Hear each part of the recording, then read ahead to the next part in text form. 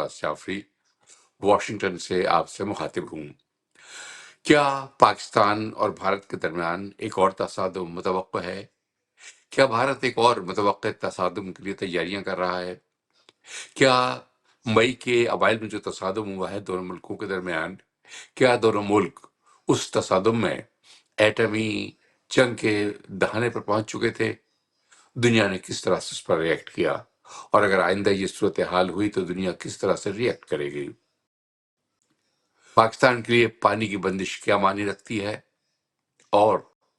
کیا آئندہ جنگ میں بھی بھارت اور پاکستان کے درمیان طاقت کا توازن یہی رہے گا، یا اس میں کوئی تبدیلی آنے کے امکانات ہیں؟ ہم گفتگو کریں گے۔ ہمارے ساتھ اس وقت موجود ہیں جنرل نعیم لودھی، جو پاکستان کی نیشنل سیکورٹی کے ایک سابق وزیر اور ڈیفنس پروڈکشن کے وزیر بھی رہ چکے ہیں، اور فوجی بھی ہیں اور سول انجینئر بھی ہیں۔ جی جنرل صاحب، یہ بتائیے کہ اب کیا صورتحال ہے اس تصادم کے بعد؟ کیا بھارت ایک اور تصادم کے لیے تیاری کر رہا ہے؟ کیا یہ متوقع ہے؟ جی السلام علیکم، بہت شکریہ جعفری صاحب۔ دیکھیں، بات یہ ہے کہ تصادم تو جاری ہے۔ اس کی نوعیت آپ یوں سمجھیں کہ کنونشنل وار کے بجائے انڈائریکٹ اسٹریٹجی جو ہے اس میں ہے۔ جیسے آج ہی ہمارے 6 بچے شہید ہوئے ہیں فوزدار میں، اور بھی تقریباً 40 سے زیادہ زخمی پڑے ہیں، اور معصوم بچوں کے اوپر یہ حملہ کس قسم کے جذبات کو ابھارے گا پاکستان میں، یا ابھار لیا ہوگا، یہ کوئی زیادہ بات دور کی نہیں ہے۔ تو یہ تصادم کسی نہ کسی شکل میں بڑے عرصے سے چل رہا ہے، اور ابھی بھی چل رہا ہے۔ صرف یہ ہے کہ اس کی انٹینسٹی کبھی ہائی اور کبھی لو ہو جاتی ہے۔ جو جس جنگ کا آپ ذکر کر رہے ہیں وہ آپ یوں سمجھیں کہ ہائی انٹینسٹی کنونشنل کانفلکٹ تھی 4 دن کی۔ اس سے پہلے بھی ہمارا خون بہایا جا رہا تھا، اور اسی طریقے سے آج بھی وہ خون بہایا جا رہا ہے۔ تو جب تک ہم اس کا کوئی حل تلاش نہیں کر لیتے، اور اس میں میرے خیال ہمیں دنیا کی مدد کی ضرورت پڑے گی، کیونکہ 2 ایٹمی ملک ہیں۔ آپ نے دیکھ لیا کہ کتنا انٹینسٹی ایسی جنگ کی تھی۔ آگے آپ سوال کریں گے تو میں اس کا جواب بھی دوں گا، ہم کتنے قریب تھے یا دور تھے۔ تو یہ جی جو آپ نے مین آپ کا کرکس ہے سوال کا کہ کیا آئندہ بھی تصادم کے امکانات ہیں، بالکل ہیں، اور یہ موجود رہیں گے جب تک کہ یہ کشمیر کا مسئلہ حل نہیں ہو جاتا، جب تک کہ ٹیررزم کا مسئلہ حل نہیں ہو جاتا، جب تک دونوں ملک ایک دوسرے کو ایٹمی طاقت مان کر، اور جو فیوٹیلٹی آف ایفرٹ ہے جنگ والا، اس پر دونوں مان نہیں جاتے، تب تک یہ کانفلکٹ چلتی رہے گی۔ جنرل صاحب، دنیا کے دوسرے ممالک اس پورے تصادم میں بے تعلق سے لا تعلق سے نظر آتے تھے، لیکن اچانک کیا ہوا کہ امریکہ، سعودی عرب اور دوسرے ممالک جو ہیں اس میں ایکٹیو ہو گئے سیز فائر کرانے کے لیے؟ کیا واقعی دونوں ملک ایٹمی جنگ کے دہانے پر پہنچ چکے تھے؟ جی، پہلی بات تو یہ کہ میرا خیال ہے کہ یہ جب بھی وہ لا تعلق نظر آ رہے تھے تو دل سے وہ اتنے لا تعلق نہیں تھے۔ کچھ ملکوں کی یہ منشا تھی کہ تھوڑی سی پٹائی ہو جائے پاکستان کی، تو اس میں کوئی مذائقہ نہیں ہے، اور شاید وہ اس کے منتظر بھی تھے۔ لیکن جب یہاں پر معاملہ الٹ گیا اور پٹائی ان کی ہوئی جو کہ پیٹنا چاہ رہے تھے، تو پھر ان کو خیال آیا کہ اس میں ان کے اپنے بھی عزت کے کچھ پہلو تھے جو شامل تھے، چاہے وہ اکوپمنٹ کے سلسلے میں تھے یا پولیٹیکل سپورٹ کے سلسلے میں تھے، تو وہ پھر آئے اس میں۔ اور یہ جو آپ نے بات کی، اس میں کوئی شک نہیں کہ جب دونوں طرف جوہری ہتھیار ہوں، اور ایک طرف یا دونوں طرف لیڈرشپ جو ہے وہ بہت گرم دماغ کی ہو، اور ذہن سے کام لینے کے بجائے غصے اور جذبات سے کام لینے والی اگر ایک سائڈ بھی ہو، تو یہ بہت خطرناک حد تک جا سکتا تھا۔ اور میرا خیال ہے کہ جب پاکستان نے کہا کہ ہم نیشنل کمانڈ اتھارٹی کا اجلاس بلا رہے ہیں، جو کہ پہلا اشارہ ہوتا ہے کہ ہم یہ وہاں پر نیوکلیر آتھرائز کی کر طرف دیں جا گے رہے ہیں، فیلڈ کمانڈرز کو۔ جی، نیوکلیر تو میرا آپشن کی خیال اس طرف کا جا رہے ہیں۔ افیکٹ ہوا ہے۔ جی، اس کا افیکٹ ہوا ہے۔ بیسیکلی جو تھوڑی سی انڈیا کی پٹائی ہوئی، اس کا افیکٹ ہوا ہے، اور دوسرا یہ افیکٹ بھی ہوا ہے جس کا آپ ذکر کر رہے ہیں۔ جی اچھا، بعض جو یوٹیوبرس ہے اور خاصے معتبر ہے، خاصے مقبول بھی ہیں، وہ کچھ اور کہانی سنا رہے ہیں۔ وہ کہتے ہیں کہ جی نہ تب بھی نہ پاکستانی طیاروں نے پاکستانی سرحد کو کراس کیا، نہ انڈین طیاروں نے پاکستانی سرحد کو کراس کیا، بلکہ صرف میزائل داغے گئے۔ اس میں کتنی حقیقت بحیثیت ہے کو اسٹریٹجسٹ، آپ اس کے بارے میں کیا کہیں گے؟ جی یہ بات تو درست ہے کہ میرا خیال ایک آدھ موقع پر اگر پاکستانی جہاز کوئی بہت بارڈر کے قریب گئے ہوں گے جب S-400 کو ہٹ کیا ہوگا، ورنہ یہ بات بالکل درست ہے کہ اپنے اپنے بارڈر سے کم از کم دونوں ملکوں کے جہاز 100 کلومیٹر تو دور رہے، کیونکہ جب آپ 50 کلومیٹر آگے کراس کرتے ہیں تو وہ ڈینجر زون آ جاتا ہے، اور لانگ رینج میزائل کا زیادہ استعمال ہوا، اور جو زمین کے ٹارگٹ بھی ہیں وہ long range missile, air to ground missile زیادہ استعمال ہوئے، بعد میں تو خیر گراؤنڈ ٹو گراؤنڈ میزائل بھی استعمال ہوئے۔ تو یہ بات درست ہے کہ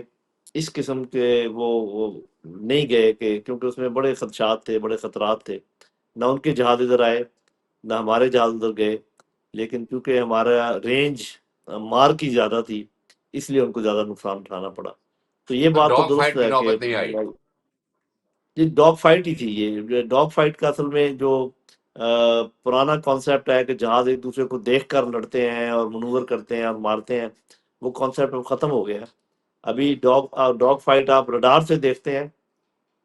اور وہیں پہ آپ لاک کرتے ہیں، اور دوسری جو آپ کی زمینی جو ایئر ڈیفنس ہے اور جو آپ کے ایویکس ہیں excuse me، یہ آپ کو گائیڈ کرتے ہیں کہ دشمن کا طیارہ آپ کی رینج میں ہے نہیں ہے، آپ کا اپنا رڈار بتاتا ہے، اور پھر جب آپ کو اشارہ ملتا ہے تو آپ فائر کر دیتے ہیں۔ تو دیکھے بغیر یہ ڈاگ فائٹ ہوتی ہے۔ جی اچھا جنرل نعیم لودھی، یہ بتائیے کہ جو اس وقت جو تصادم ہوا ہے مئی کے اوائل میں، اس میں جو مین رول تھا وہ پاکستان ایئر فورس کا تھا۔ اصل کرداروں نے ادا کیا ہے، اور ساری جو اس وقت تو اگر دیکھا جائے تو اس جیت یا اس کامیابی کا سہرا ان کے سر بنتا ہے، لیکن ایوارڈ جو ہے وہ لینڈ فورسز کو دیا جا رہا ہے۔ جنرل عاصم منیر صاحب کو فیلڈ مارشل بنا دیا گیا۔ ایئر فورس میں کسی کو کوئی انعام، کوئی صلہ، کوئی تسلیم کیا جانا نظر نہیں آتا۔ اس کا کیا سبب ہے؟ جی اپیرنٹلی تو ایسے ہی ہے جیسے آپ کہہ رہے ہیں، لیکن میں تھوڑی سی تفصیل میں جاؤں گا جس سے آپ کو اندازہ ہوگا کہ انعام ان کو بھی ملا ہے۔ بنیادی طور پہ اصل میں جو سائز کا فرق ہے، آلدو میں اب یہ سمجھتا ہوں کہ آج کل کی جنگ میں size of force is not important, ان کی جو ایبلٹی ہے that is much more important. تو اپنی استعداد کے لحاظ سے پاکستان ایئر فورس بہت مضبوط فورس ہے، اس میں کوئی شک نہیں۔ اور لیکن چونکہ یہاں پر ایک ٹریڈیشن ہے، اور یہ لمبی ٹریڈیشن ہے 70 سالہ، بلکہ برٹش سے لی ہوئی ٹریڈیشن ہے کہ آرمی کو فوقیت دی جاتی ہے سائز کے لحاظ سے بھی، اور باقی اور جو بہت سارے معاملات ہیں آپ بھی جانتے ہیں، ہم بھی جانتے ہیں، جس کی وجہ سے ان کی ایک اجارہ داری ہے، ان کی ایک فوقیت ہے۔ تو اس لحاظ سے تو کسی اور کو فیلڈ مارشل بنایا نہیں جا سکتا تھا، لیکن آپ نے نوٹ کیا ہوگا کہ جو ایئر چیف ہیں ان کو ایکسٹینشن ملی ہے، اور اسی سال کے آخر میں chairman joint chief of staff general Sahir sahab, ان کی ریٹائرمنٹ متوقع ہے۔ تو مجھے ایسے لگتا ہے کہ یہ میرا اندازہ ہے، خبر نہیں ہے یہ، کہ ایئر چیف کو آفٹر ویری لانگ ٹائم، اس سے پہلے لگاتار چیئرمین جو آرمی کے آ رہے ہیں، لیکن شاید اب ان کو یہ عہدہ دیا جوائنٹ چیف جائے آف گا اسٹاف کا چیئرمین چیئرمین بنایا جائے جوائنٹ گا۔ چیف آف سٹاف کمیٹی کا، اور اس کا یہ ایک فائدہ یہ ہوگا کہ پی ایف میں ایک اور 4 سٹار کی ویکینسی کریٹ ہو جائے گی، تو کوئی اور چیف بن جائیں گے اور یہ میرا خیال ادھر چلے جائیں گے، تو اس لحاظ سے کچھ نہ کچھ چلا جو ہے وہ آپ کو نظر آئے گا۔ اچھا یہ بتائیے کہ پاکستان نیوی جو ہے اس کی کیا پوزیشن ہے؟ وہ اس لحاظ سے کتنی اسٹرانگ ہے اور کہاں اسٹینڈ کرتی ہے؟ جی دیکھیں، نیوی نے جو کام کیا بڑا سائلنٹلی کیا، اور صاف ظاہر ہے کہ نارملی لوگوں کو نظر نہیں آتا۔ نیوی کا ایک بہت بڑا یہ ان کے ذمہ کام ہے to keep the sea lanes open, کہ یعنی کہ ہمارے جو کراچی اور جو باقی بندرگاہیں ہیں، گوادر وغیرہ، وہاں پر جو سامان آ رہا ہے جا رہا ہے اس میں کوئی رکھنا پیدا نہ ہو، اور وہ نہیں ہوا۔ اور آپ نے یہ بھی دیکھا ہوگا کہ ان کا ایئر کرافٹ کیریئر وکرانت جو ہے وہ آیا اوپن سیز میں، لیکن وہ وہاں پر ٹھہرا نہیں، واپس چلا گیا، اس لیے کہ وہ جانتے تھے کہ وہ ایک بہت بڑا ٹارگٹ تھا، اور ہمارا میرا خیال ہے کہ وہ اچھا ٹارگٹ ہوتا اگر وہ یہاں پر وسینٹی میں رہتا جہاں تک کہ وہ آئے تھے، لیکن ان کا واپس جانا اور ہماری تمام بندرگاہوں کا اوپن رہنا، اس کا سہرا صاف ظاہر ہے پاکستان نیوی کے ساتھ ہی جاتا ہے، لیکن وہ چونکہ ان کی زیادہ چیزیں نظر نہیں آتی، آپ دوزیں پانی کے نیچے ہوتی ہیں، جہاز دور دراز علاقوں میں پھر رہے ہوتے ہیں، تو شاید ان کو تھوڑا سا انڈر مائن یا ان کو یہ پروجیکشن پراپر ہو نہیں رہی۔ میرا اپنا خیال یہ کہ نیوی نے، پاکستان نیوی نے بھی کوئی کم اچھا کام نہیں کیا ہے، بڑا اچھا کام کیا ہے جی۔ پاکستان کے پاس ابھی تک کوئی طیارہ بردار جہاز تو نہیں ہے نا؟ جی نہیں ہے جی، طیارہ بردار جہاز نہیں ہے، لیکن جو ہمارا نیوکلیئر آپ سمجھے ڈٹرنٹ ہے، ڈٹرنس ہے، وہ سمندروں میں بھی ہے، وہ زمین پر بھی ہے، وہ فضا میں بھی ہے، مطلب یہ کہ ضرورت پڑنے پر ہم اس کو ٹرائیڈ کہتے ہیں کہ فضا سے بھی میزائل نکال سکتے ہیں، زمین سے بھی جا سکتے ہیں، اور سمندروں کے نیچے سے بھی آ سکتے ہیں۔ آپ ڈیفنس پروڈکشن کے بھی منسٹر رہے ہیں، اور ظاہر ہے کہ آپ کی نظر ہے ان امور پر۔ پاکستان ڈیفنس پروڈکشن میں چائنا کی مدد سے کس حد تک انڈیپینڈنٹ ہے اب؟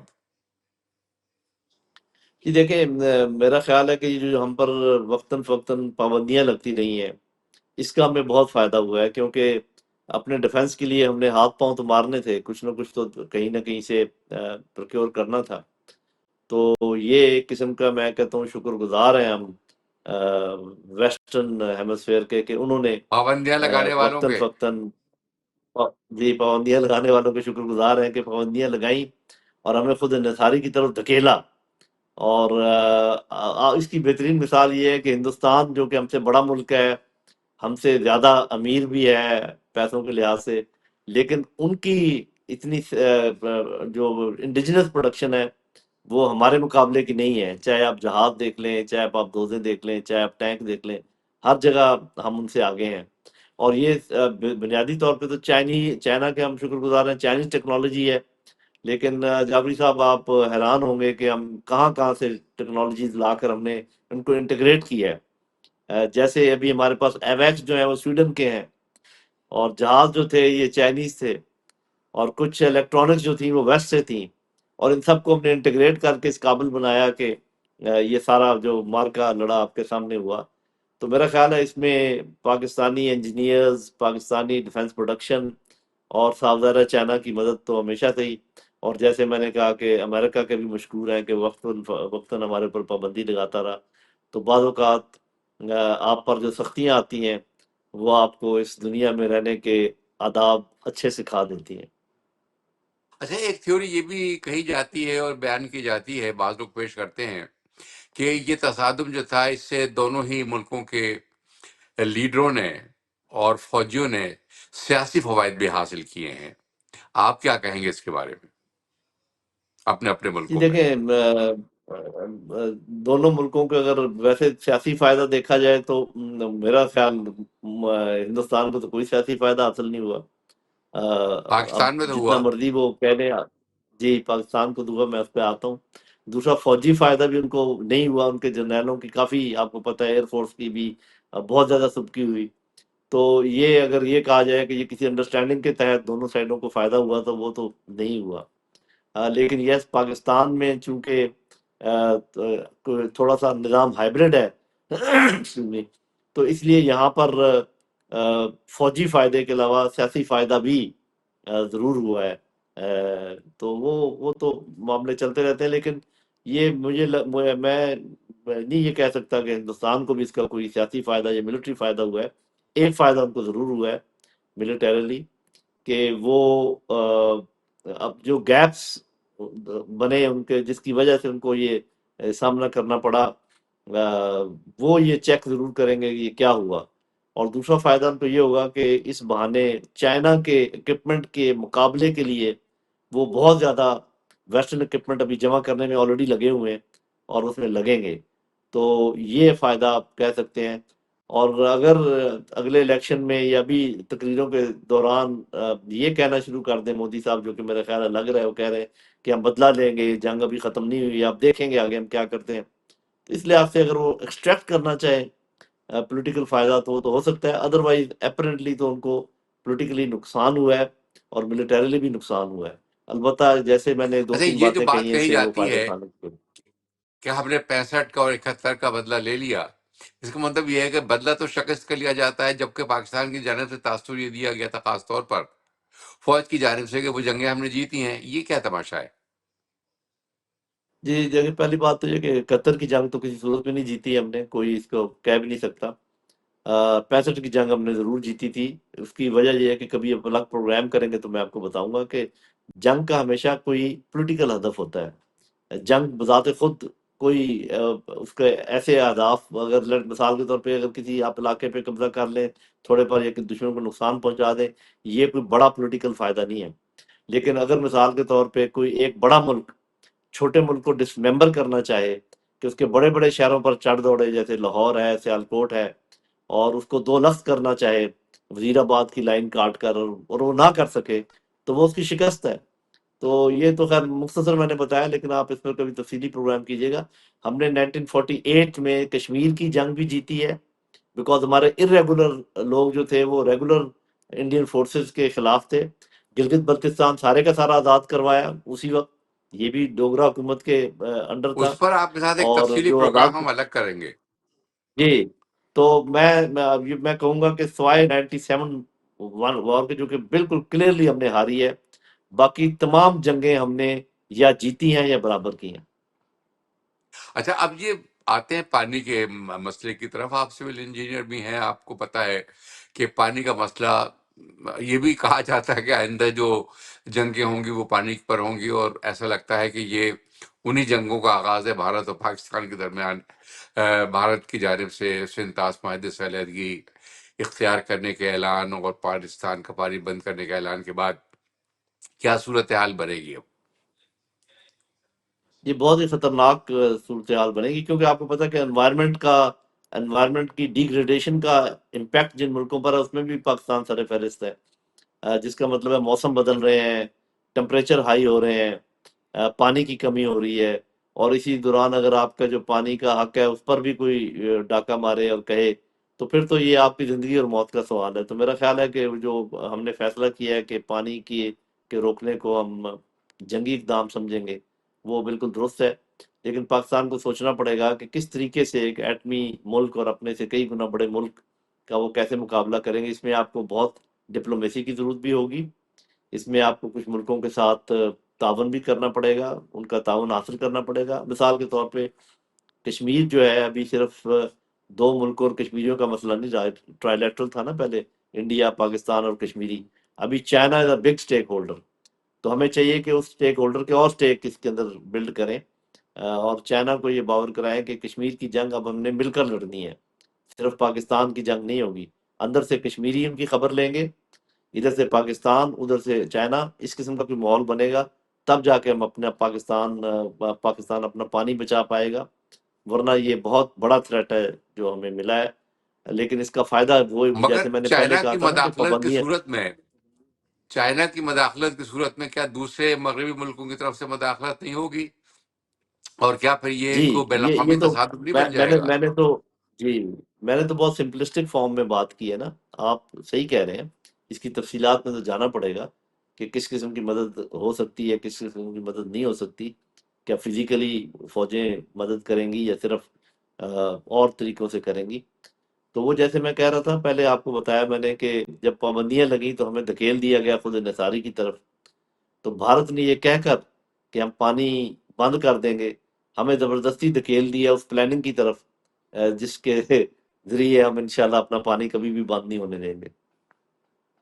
ایک آخری سوال، آپ بحثیت ایک فوجی تجزیہ کار کے، دفاعی تجزیہ کار کے، کیا ایکسپیکٹ کر رہے ہیں کہ اسی نوعیت کا تصادم جیسا مئی کے اوائل میں ہوا تھا کب تک متوقع ہے، یا یہ کہ عالمی برادری اس کو نہیں ہونے دے گی؟ جی، اب عالمی برادری کی یہ خواہش تو ہوگی لیکن عالمی برادری جب تک ان دونوں ملکوں کے درمیان جو مین مسائل ہیں، جو کہ ابھی پانی اور کشمیر کا آپ ایک مسئلہ سمجھ لیں اور ٹیررزم کا دوسرا مسئلہ سمجھ لیں، یہ حل نہیں ہو جاتا تو میرے خیال تصادم کی جو امکانات ہیں وہ تو رہیں گے۔ لیکن یہ ہے کہ ہندوستان نے جو سبق حاصل کیا ہوگا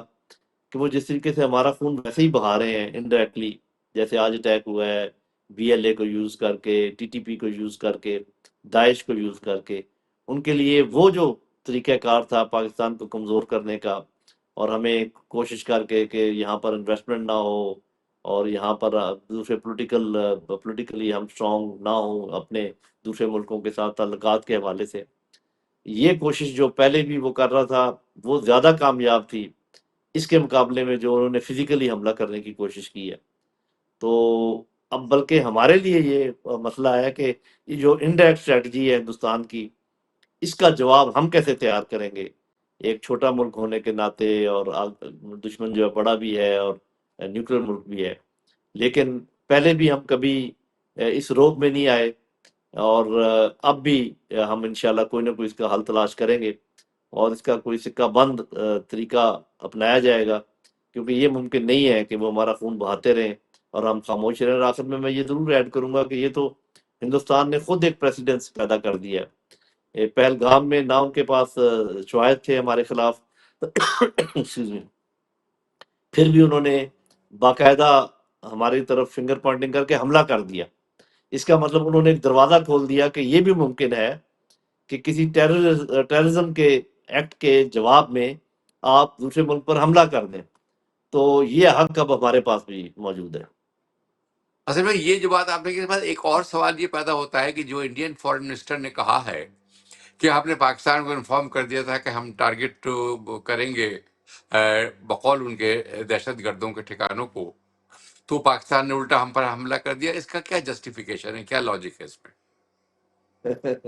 بس یہ تو ان کی سیلف کریٹڈ لاجک ہے، کوئی لاجک بنتی نہیں ہے۔ چاہے آپ پہلی بات تو یہ کہ اگر آپ نے بتایا ہے تو میرا خیال ہے کہ ہمیں کم بتایا ہوگا، امریکہ کو اور باقی اپنے دوستوں کو زیادہ بتایا ہوگا کہ ہم اس قسم کا حملہ کریں گے تو آپ روکیں ان کو۔ یہ ہمارے ساتھ پہلے 2019 میں بھی ہوا تھا جب ان کے جہازوں نے وائلیشن کی تھی، تو ہمیں یہ بہت بتایا گیا کہ دیکھو کوئی نقصان تو آپ کا ہوا ہی نہیں، ایک کوا مرا ہے اور درخت کو جا کے وہ لگا ہے، تو آپ کیوں مطلب اس بات کو بڑھانا چاہ رہے ہیں؟ لیکن پاکستان نے اس وقت بھی مناسب سمجھا کہ جواب ضرور دیا جائے گا۔ اس دفعہ بھی مجھے یقین ہے کہ بہت زور ہوگا، ہمارے پر پریشر ہوگا کہ جب آپ کا زیادہ بڑا نقصان ہوا ہی نہیں ہے تو ان صرف دہشت گرد کے، لیکن ہم یہ نہ تو ہم یہ مانتے ہیں کہ صرف دہشت گردوں کے ٹھکانوں کو نشانہ بنایا گیا کیونکہ معصوم جانیں ضائع ہوئیں، اور ہم اس قسم کی وائلیشن کو اگر آج پی جاتے تو کل وہ کسی بھی علاقے کو دہشت گردی کا سینٹر قرار دے کر یہ کام کر سکتے تھے، تو ہماری طرف سے جواب دینا بہت ضروری تھا۔ تو میرا خیال ان کی یہ جو انڈرسٹینڈنگ تھی، اب تو 2 دفعہ ان کو سبق حاصل ہو گیا کہ وہ کچھ بھی کر لیں اور ہم جواب نہیں دیں گے، یہ ناممکن ہے۔ بہت شکریہ جنرل نعیم لودھی، انشاءاللہ آپ کے ساتھ پھر گفتگو ہوگی، خاص طور پر تھینک یو، کشمیر کے حوالے سے آپ سے بہت تفصیلی گفتگو ہوگی۔ شکریہ، سامعین، ہم شکریہ۔ گفتگو اپنے دیکھنے والوں کو بتاتے چلیں کہ ہم گفتگو کر رہے تھے جنرل نعیم لودھی صاحب سے، جو کہ ایک دفاعی تجزیہ کار ہیں اور قومی سلامتی کے سابق وزیر ہیں۔ ان کا کہنا یہ تھا کہ بھارت اور پاکستان کے درمیان تصادم ختم نہیں ہوا ہے، بلکہ کسی نہ کسی فارم میں یہ اب بھی جاری ہے، اور بھارت یقیناً تیاری کر رہا ہے، اور اگر بھارت نے پاکستان کا پانی بند کیا تو پاکستان کے لیے یہ ایک بہت بڑا چیلنج ہوگا، اور پاکستان کو اس سے نمٹنے کے لیے نہ صرف اپنے طور پر اقدامات کرنے ہوں گے بلکہ بین الاقوامی برادری کو بھی اس کی مدد کرنی ہوگی۔ اب اپنے میزبان قمر عباس جعفری کو اجازت دیجیے۔ ہمارے آج کے پروگرام کے پروڈیوسر تھے اسفر امام۔